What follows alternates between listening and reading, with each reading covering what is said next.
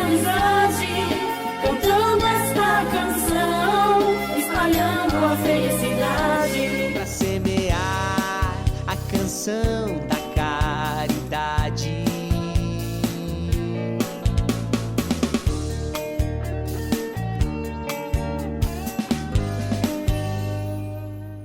Olá, muito boa tarde, sejam muito bem-vindos, sejam muito bem-vindas ao programa Sarau Paulistano Inclusão pela Arte e Cultura, em parceria com o M6 Instituto de Produção Cultural, nossa MIPSE.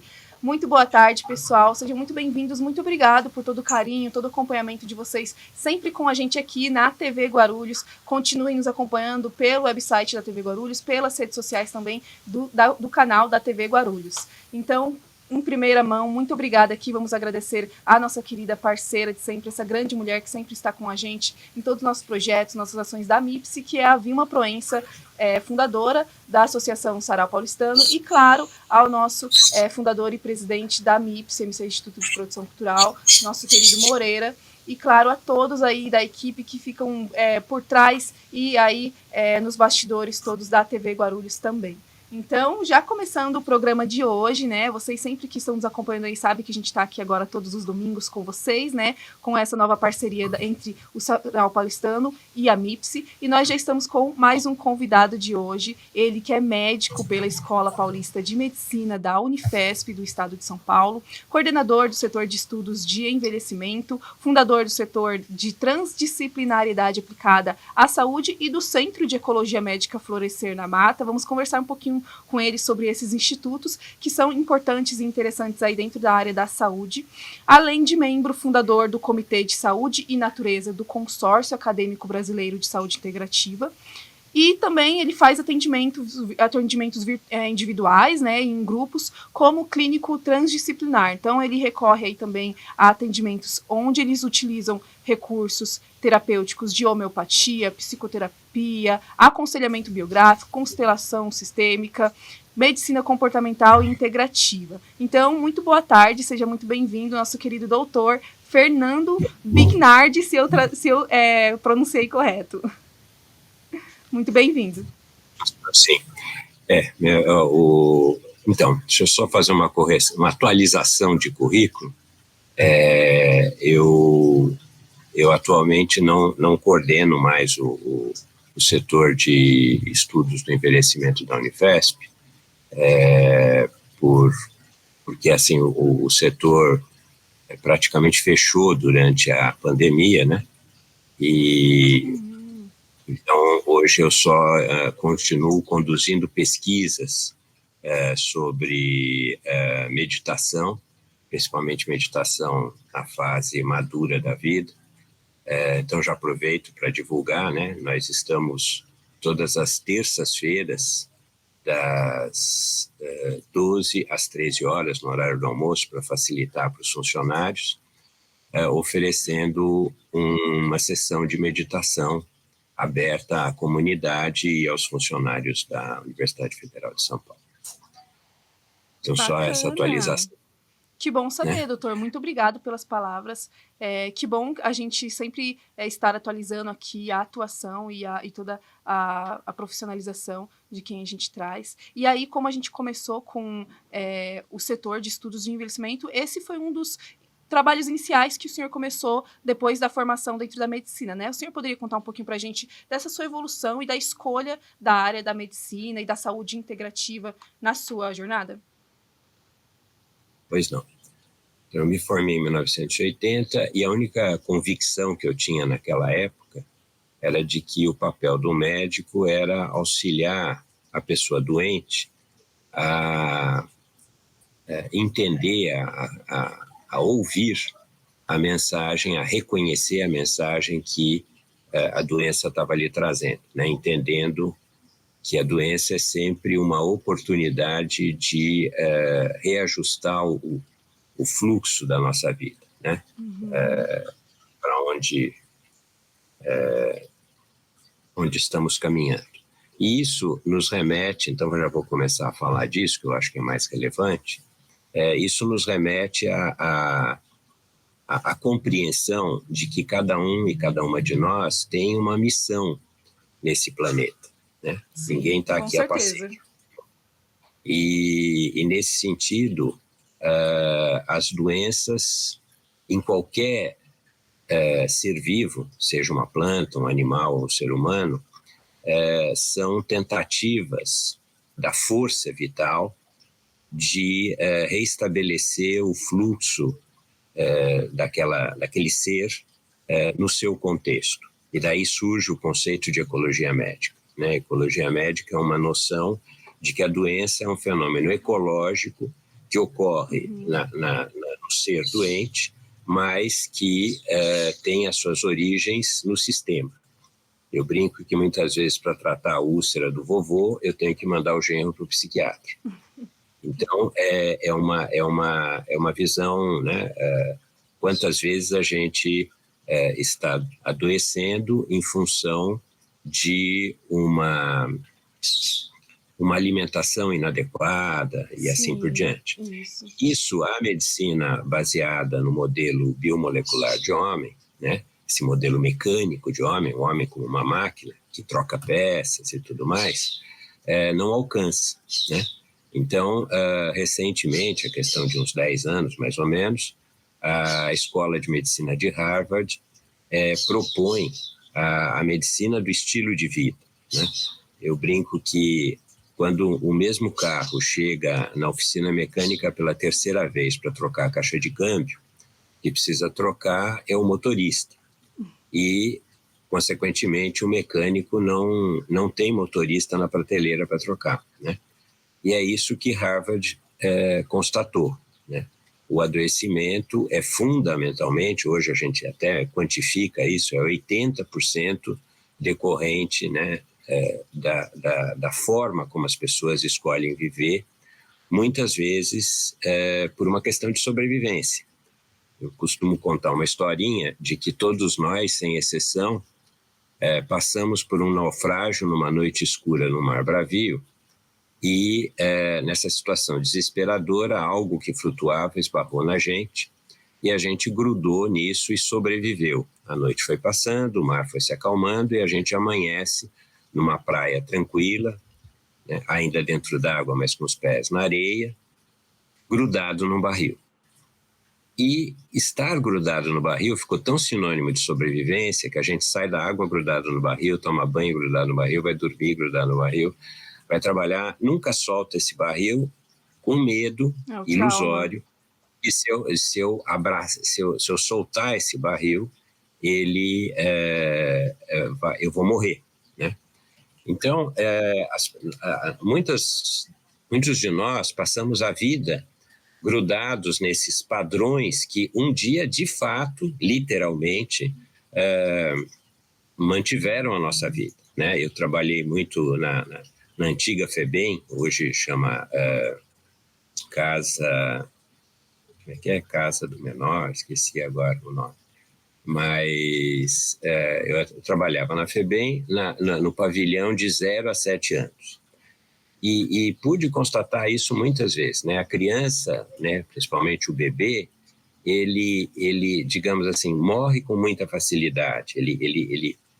Ele abre mão da vida com muita facilidade, principalmente se está tudo muito difícil. E muitos de nós sobrevivemos, ou seja, não morremos, porque grudamos num padrão que estabelecemos muito precocemente na nossa vida. Só que esse padrão, com muita frequência, nos afasta do propósito que um dia, no mundo espiritual, abraçamos livremente como destino. E daí, quando isso acontece, nós temos um problema, né? Porque não estamos cumprindo a nossa missão. Então, diante disso, surge a doença como uma oportunidade. Isso acontece em todos os seres. Por exemplo, uma samambaia que estava muito bonita num determinado lugar de uma casa, se mudada de lugar inadequadamente, ela vai sofrer esse estresse, e o jeito que ela encontra de lidar com esse estresse é ecológico. Ela adoça a sua seiva, né? A seiva natural de uma samambaia saudável é amarga, e nessa ocasião, com esse estresse, a seiva da samambaia se torna amarga. Aliás, ao contrário, a seiva da samambaia saudável é amarga e ela consegue transformar essa seiva em doce. E com isso ela atrai as formas aladas dos pulgões. Então, o pulgão interage ecologicamente com a samambaia, se concentrando no broto da nova folha, para construir uma nova folha adaptada, né, à nova situação. Sim. Então, as doenças sempre têm um caráter ecológico dentro de limites. Claro que se essa samambaia estiver num lugar totalmente seco, exposto ao sol, etc., ela não vai sobreviver. Mas ela tenta, né, o sistema tenta salvar a samambaia com a ajuda de um ser de outro reino, que é o reino animal, que são os pulgões, que vão como que fazer uma acupuntura no broto da samambaia. Se a gente observar, os pulgões se concentram no broto e não nas folhas antigas, porque é uma possibilidade de fazer uma nova folha, uma folha mais adaptada às novas condições. Sim. E assim é com todos nós, né? Então nós vamos dizer, intuímos essa noção de ecologia médica numa ocasião em que eu estava com um grupo de cerca de 20 pessoas na floresta. Eu, além de médico, sou pesquisador de natureza, e nessa ocasião eu estava pesquisando uma ave que ocorria na região sul, aqui na floresta atlântica da região sul de São Paulo, e levei esse grupo para atendê-los enquanto eu não estava na floresta fazendo a pesquisa. E foi surpreendente que 4 participantes do grupo eram 4 mulheres com câncer de mama e metástases, né? E em 5 dias de floresta, essas metástases desapareceram totalmente. E isso me chamou muito a atenção. Na época, eu não havia na literatura nada que justificasse isso. Só agora, cerca de uns 10, 15 anos, surgiram as pesquisas no Japão do banho de florestas, comprovando que 3 dias de permanência na floresta aumenta em 40% o número de células natural killer, né, que são as células que combatem as células neoplásicas.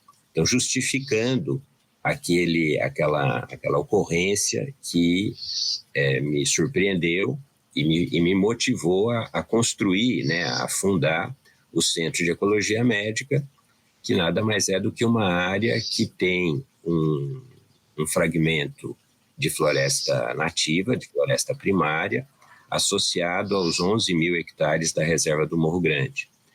Então, o simples fato de você mergulhar nessa floresta já promove, né, a harmonização do seu ser em vários níveis, né? Claro que as pesquisas do banho de floresta são mais biomoleculares, como a maior parte da produção científica no planeta, mas a gente sabe que em vários níveis isso acontece, né? Sim.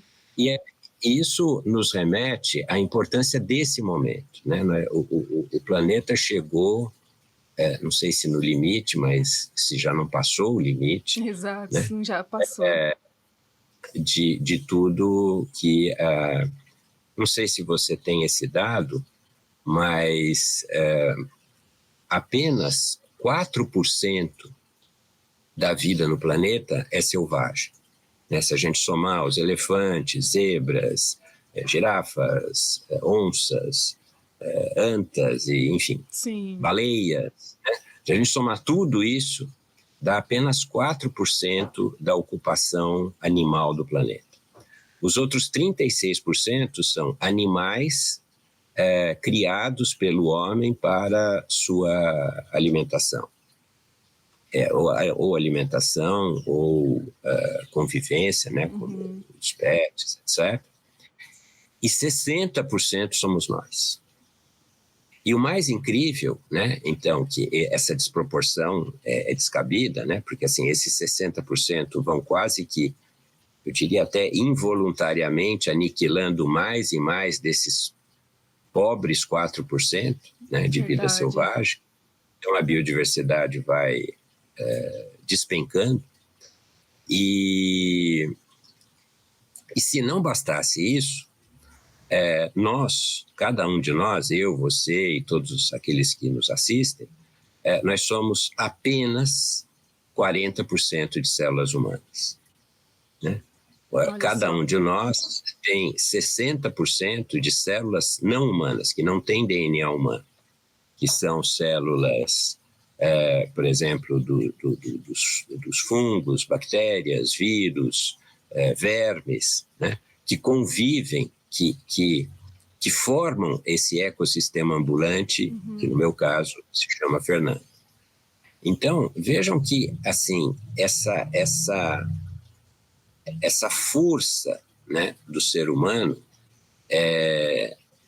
está tendo um papel não só destrutivo em relação a si mesmo, porque se você reparar, a medicina convencional, ela só tem soluções de morte, ela não tem soluções de vida, né? Então é antibiótico contra a vida, analgésico contra a dor, antitérmico contra a febre, que é um dos principais recursos de resgate da saúde que o ser humano tem.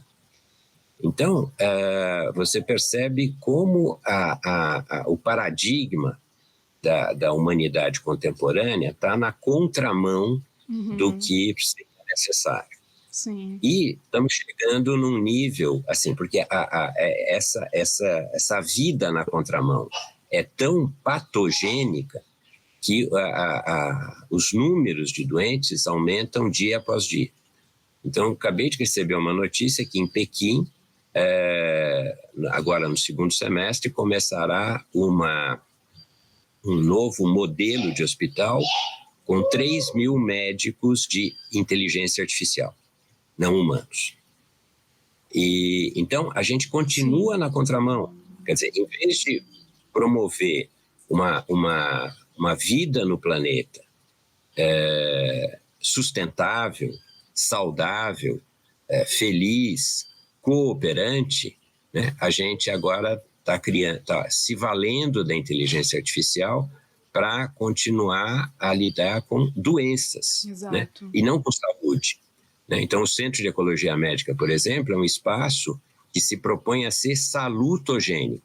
Né? Então, o simples fato de você viver lá, morar lá, isso te dá a possibilidade, entre outras coisas, pelo fato de estar do lado da floresta, com uma alimentação produzida ecologicamente, com atividades físicas, né? Que esse é o tripé da medicina do estilo de vida, né? Alimentação adequada, atividade física adequada e manejo do estresse. Né? Exato. E aí entra a meditação.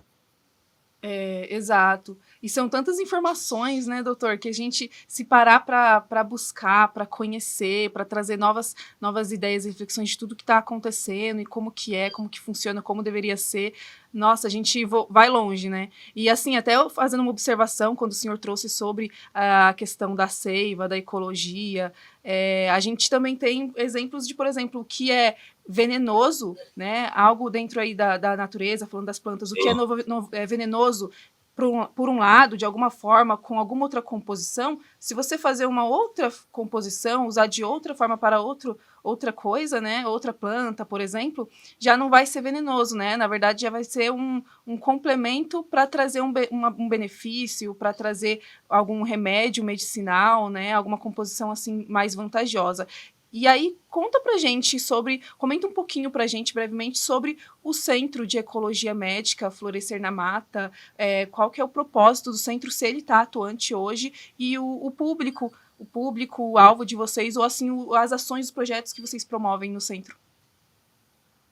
Então, a ecologia médica como um todo, independente de acontecer no centro ou não, ela tem como meta encarar o adoecer, como eu falei no início da nossa conversa, como uma oportunidade. E como aproveitar essa oportunidade, né? E nas medicinas tradicionais isso é muito claro, né? Tanto na medicina tradicional chinesa, ayurvédica, e também era muito nesse sentido na medicina tradicional grega, né?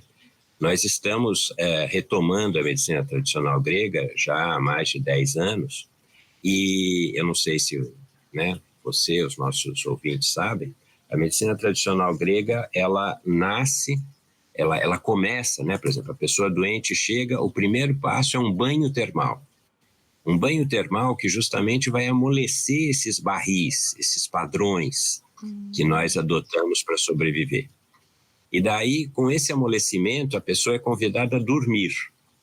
E daí, no sono reparador, emerge um sonho revelador, né? E esse sonho revelador que vai dar orientações de dentro para fora do que essa pessoa precisa fazer para se tornar, como diria São Francisco, um melhor instrumento da vossa paz. Quer dizer, ser um agente de cooperante com toda a rede divina que tudo governa, né? Hoje, em ciência convencional, isso é reconhecido no campo de Higgs, né? É uma nova, isso foi cunhado, né? Isso foi reconhecido em 2012, que existe um campo informacional do mundo perfeito. Existe de fato, né? Isso chamava paraíso, era metafísico e hoje é científico. Então, toda vez que a gente medita, a gente mergulha, né? A gente tem a oportunidade de mergulhar nesse campo do mundo perfeito. E é isso que fica sobremaneira facilitado num programa termal. Quem tiver vontade de experimentar isso, nós estamos promovendo um programa termal em Águas de Lindóia, que é uma estância balneária, de 10 a 15, aliás, de 10 a 13 de junho agora. Ainda há vagas para participar, então seria muito legal se quem se sentir motivado por essa explanação poder estar conosco, e também outras atividades que a gente promove, sempre nesse sentido do resgate das soluções baseadas na natureza e menos nas soluções do contra, nas soluções de morte. E essas práticas já é interessante iniciar desde de pequeno, crianças já podem começar a fazer essas práticas, doutor?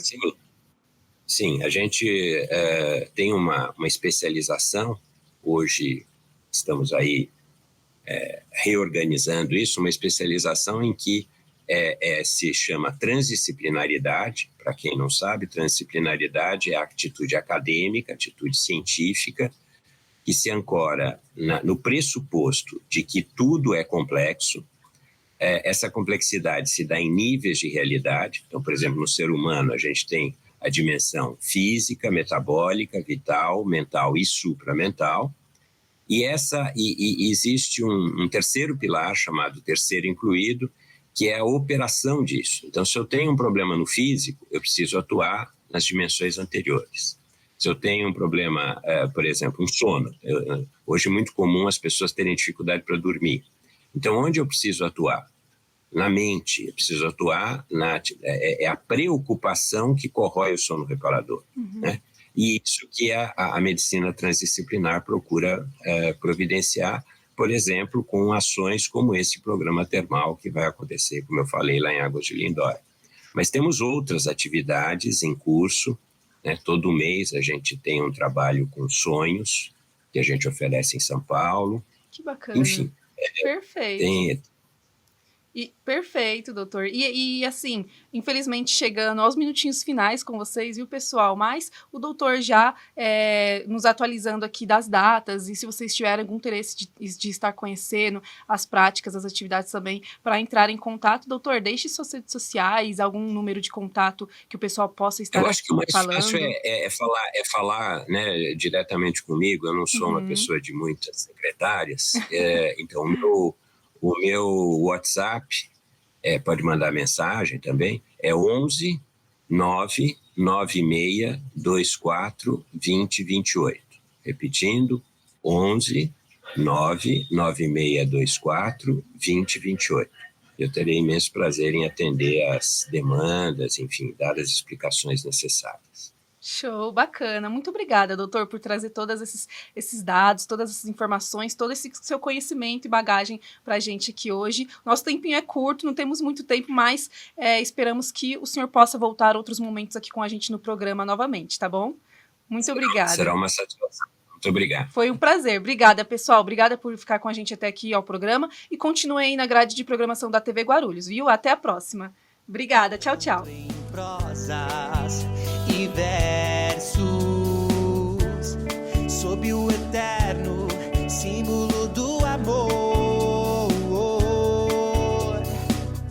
pensar incondicional do Criador. Que a paz seja o hino mais ouvido dos corações de toda a humanidade, todas as nações. Eu convido para semear a canção da caridade.